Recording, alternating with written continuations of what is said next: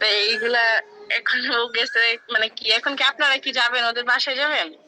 দেখি ওই যে উনি অভিযোগ দিছে তো একটু ওনারে ৩ নাম্বার ব্যাপারটা দেখি। ওয়াইফেও মারছে, আমারেও মারছে তার মানে বাবা। এর আগেও আরো ২টা বিয়ে করছিল, ওগুলা বউ চলে গেছে। একটা হইছে, প্রথমটা হইছে আখি, দ্বিতীয়টা হইছে ইতি, তৃতীয়টা আমি, চতুর্থটা ও।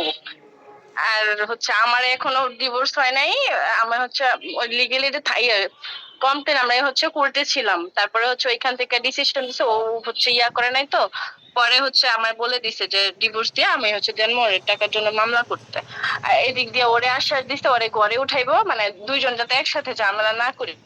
পরে এখন হচ্ছে ওর সাথে এখন মানে ঝামেলা করতেছে। এখন বাকিটা তো আর আমি জানি না। এখন আমার সাথে আমারও কোনো ফয়সালা দেয় না, আমারে রাখা অবস্থায় সে আরেকটা বিয়ে করছে ওরে, এখন ওর সাথেও ঝামেলা। আপনারে তো মারছে, ওইটা বলেন। রনির বাপে আপনারে মারছে, আমারে মারছে।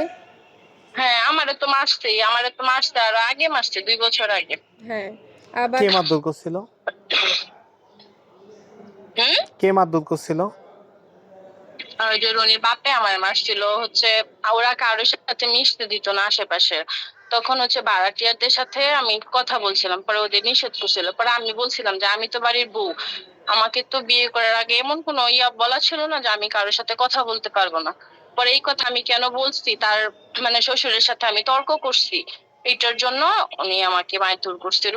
দেন হচ্ছে মায়েরা পরে আবার হচ্ছে আমার কাছে ক্ষমা চাইছিল, আমার পরিবারের কাছে, সবার কাছে ওরা মাপ চাইছিল। পরবর্তীতে আর আমার সাথে কোনো খারাপ করে নাই।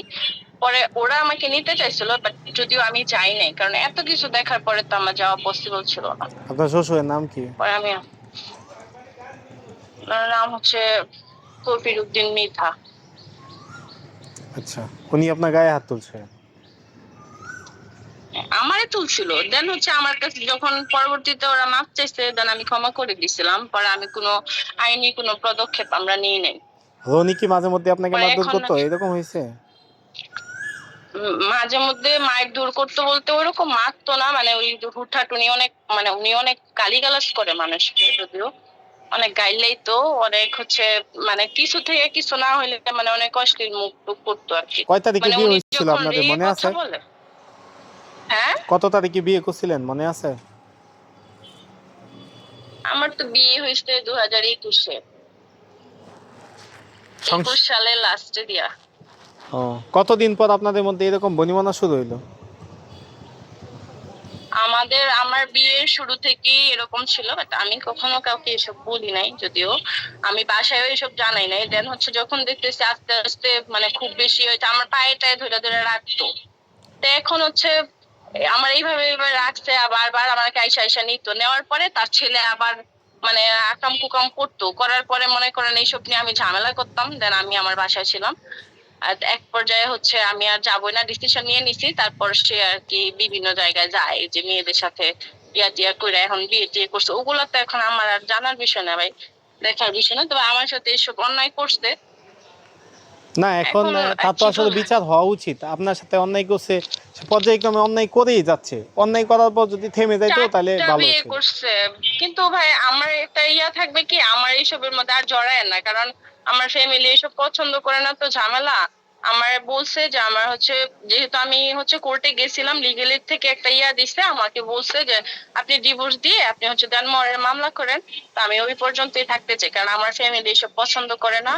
আর আমারও তো অন্য জায়গায় মনে করেন একটা বিয়ে টিয়ে করতে হবে, তো এইসব ঝামেলার মধ্যে আমার ফ্যামিলি চায় না আমি বুঝতে জড়াতে, পারছি। বুঝছেন? আপনাকে কি এইটা না জানায় বিয়ে কিন্তু করছিল? হ্যাঁ, আগে যে আপনার বিয়ে, সে যে অবিবাহিত এটা বলছিল, না বিয়ে করছে এটা আপনাকে হ্যাঁ, জানাই হ্যাঁ, করছে? বিয়ে করছে যে এটা সম্পূর্ণ হাইড করে গেছিল। পরে হচ্ছে আমরা জানছি আমার বিয়ে ঠিক হওয়ার 2 দিন আগে, বুঝছেন? হ্যাঁ। বিয়ের কেনাকাটা সবকিছু হয়ে গেছে। দেন হচ্ছে আমরা যখন গেছি তখন হচ্ছে 2 দিন আগে হয়েছে কি আপনার হচ্ছে, ওর বাবা আমার মারে ফোন দিয়ে বলছে যে একটা বিয়ে করছিল, 1 সপ্তাহ ছিল, মানে অ্যাক্সিডেন্টলি বিয়ে হয়েছিল, পরে চলে গেছে, এরকম বলছিল। পরে আমার বাসা থেকে গেছে ওর নানু বাসায় শ্রীপুরে, ওদের বিয়ে ভাঙে দিতে গেছে। যাওয়ার পরে ওরা কি করছে, ওর ছেলে আমারে বলতেছে কি, আমরা যে ছিলাম পার্লারে, পরে বলতেছে যে তোমার সাথে একটু কথা ছিল, তোমার আম্মু বলছে তোমার নিয়ে তোমাদের বাসায় যাইতে। এটা বলে আমার মধ্যে তোমার সাথে একটু কথা আছে। আমার এটা বলে বাইকে মধ্যে উঠছি, তখন ওর সাথে আমার বিয়ে ঠিক, আমি তখনও জানতাম না এত কিছু।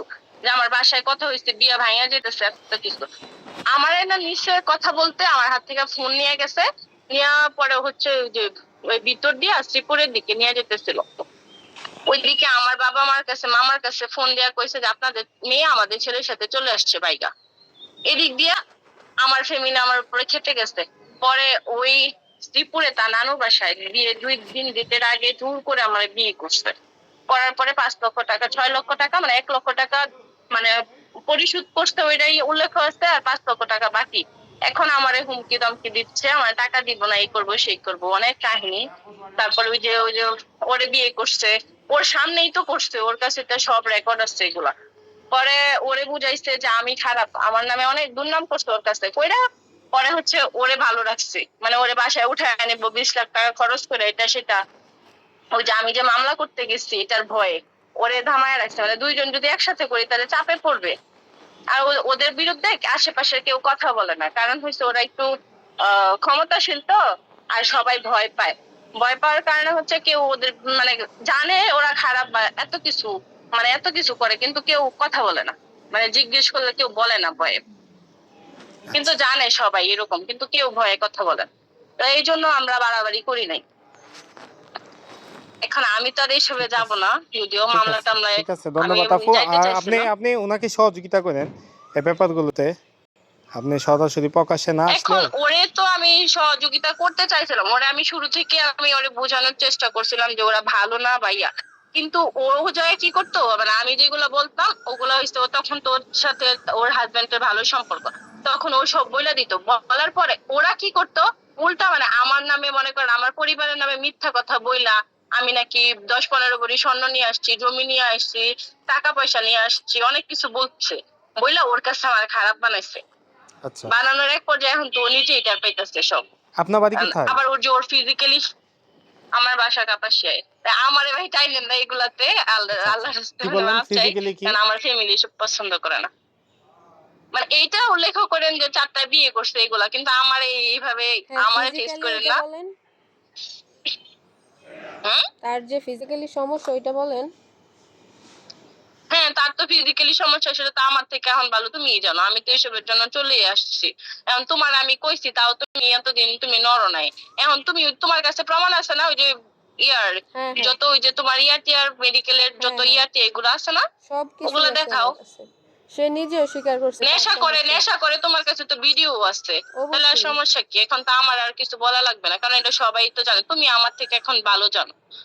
ওরা আমারে অনেকবার নিতে চাইছে, নিছে, পায়ে ধরে ধরে নিয়ে আবার আমার সাথে অন্যায় করছে, আমি বারবার চলে আসছি। এখনো পর্যন্ত কোর্টে ওই দিন গেছে 2 দিন আগে, 12 তারিখে কোর্টে যায় বলতেছে আমার আবার আনবে, আমার স্বর্ণ গয়না যা লাগে জমি টমি দিয়ে আনবে। আবার ওর সামনে বলে আমি লুবি, আমার এইসব দিয়া নিব। কে বলছে? নিজের ছেলে মেয়েদের দেয় না, অনেক কথা, ও তো সবই জানে মারিয়া। মানে আমাদের দুইজনের সাথে একই কাহিনী করছে। মানে এদিকে আগে আমার পায়ে ধরতো, এখন ওরে পায়ে ধরছে। এখন মনে করেন যে ওদের খেলা শেষ, দুইজনে ধরে ফেলাইছে, এখন মনে করেন যে দুইজনেই লাত্তি। আমি তো এমনিতেই যাইতাম না, আমি তো যাইতাম না দেখে দিচ্ছি, আমার নেওয়ার জন্য অনেক ট্রাই করছে, কিন্তু আমি যাব না, কোনোভাবেই আর যাব না। ঠিক আছে, ধন্যবাদ। আসসালামু আলাইকুম। আচ্ছা।